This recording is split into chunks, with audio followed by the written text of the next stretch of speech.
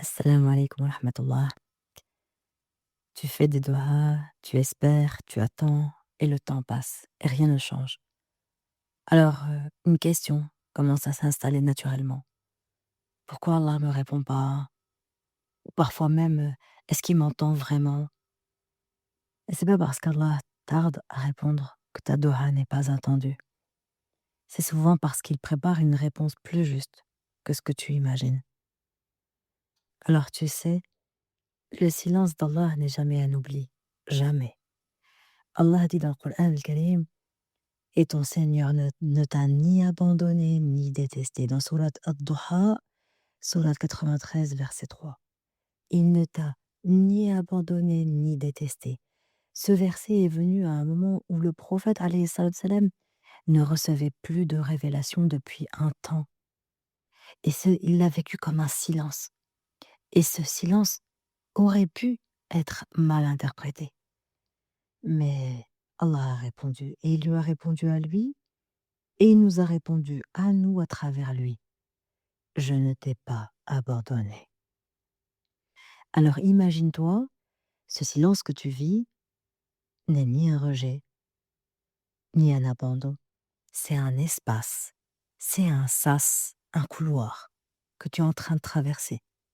Un espace où quelque chose se prépare.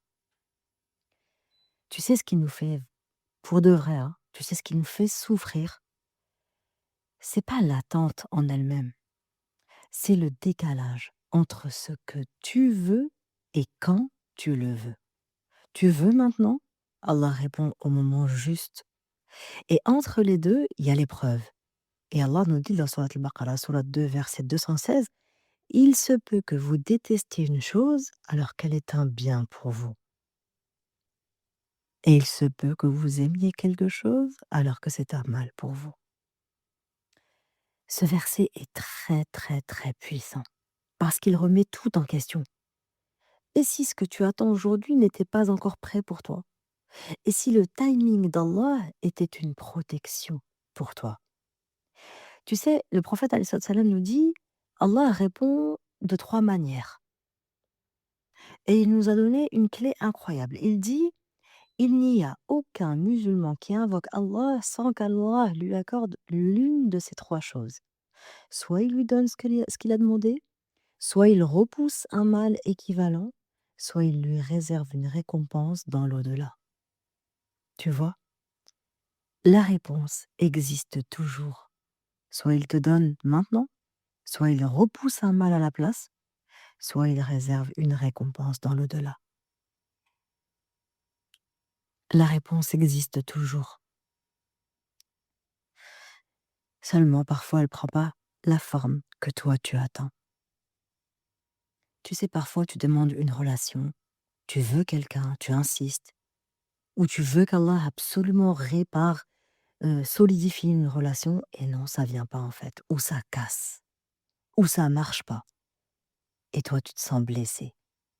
Et quelques mois plus tard, tu réalises en fait que cette personne, bah, t'aurait jamais respecté, et elle t'aurait épuisé. Et qu'elle t'aurait peut-être même éloigné d'Allah subhanahu wa ta'ala. Et là, tu comprends. C'était pas un refus, c'était une protection d'Allah subhanahu wa ta'ala. Et tu sais, parfois, tu veux un projet, un travail, une opportunité, et ça ne s'ouvre pas. Et tu forces, tu t'acharnes, et rien. Et puis, il y a un autre chemin qui s'ouvre, plus agréable, plus merveilleux. Et tu te dis, subhanallah, si j'avais eu ce que je voulais, je me serais peut-être perdu dedans. Tu sais, accepter le décret, c'est pas abandonner, c'est pas dire: «Ouais, vas-y, je fais plus rien», non. C'est comprendre et te dire: «Je fais ma part et j'accepte la manière dont Allah répond. Je fais ma part et j'accepte la manière dont Allah répond. Dans le choix, dans le timing, dans l'issue, dans la réponse». Tu sais, croire que tu dois tout maîtriser est une illusion. Que tu dois décider quand ça arrive, comment ça arrive et par qui ça arrive. Alors tu anticipes, tu contrôles, tu t'inquiètes et quand ça se passe pas en fait comme prévu, bah tu t'épuises. Et la réalité, elle est beaucoup plus simple et elle est beaucoup plus libératrice. T'as jamais eu le contrôle sur le moment exact où les choses s'ouvrent à toi, ou la manière dont elles prennent forme, ou les personnes qu'Allah met ou enlève de ton chemin. Ça, ce sont des espaces qui appartiennent à Allah. Par contre, il y a des choses qu'Allah t'a confiées à toi. Et c'est là que tout se joue. Tu as le contrôle sur ton intention, pourquoi tu fais les choses et pour qui tu les fais. Tu as le contrôle sur ton effort, est-ce que tu avances, même doucement, même imparfaitement. Et tu as le contrôle sur ta confiance. Est-ce que tu t'accroches au résultat ou à Allah subhanahu wa ta'ala? Et tu sais ce qui est puissant? Quand tu te concentres sur ces 3 choses, tu sors de la tension. Tu sors de la tension. Tu es moins tendu en fait. Tu arrêtes de courir après ce que tu ne maîtrises plus. Tu reviens à ce que tu peux réellement transformer. Par exemple, tu veux une relation, tu veux réparer absolument, tu veux consolider absolument. Tu contrôles pas en fait quand ça va arriver, si ça va arriver, ni avec qui, ni comment elle va commencer ou terminer. Par contre, tu contrôles la femme que tu deviens aujourd'hui. Oui, tu contrôles la femme que tu deviens aujourd'hui, les limites que tu te poses, la manière dont tu te respectes et la confiance que tu mets en Allah subhanahu wa ta'ala. Et quand tu veux un projet, tu contrôles pas quand il décolle ni comment il va évoluer, mais tu contrôles ta discipline, ta constance, ton intention.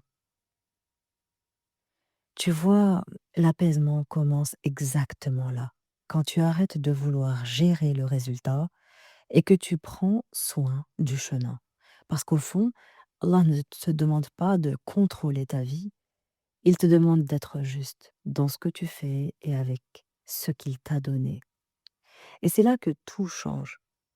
Parce que lorsque ton intention est droite, que ton effort est sincère et que ta confiance est là, tu es plus en train de subir ta vie, tu es en train de marcher avec Allah subhanahu wa ta'ala.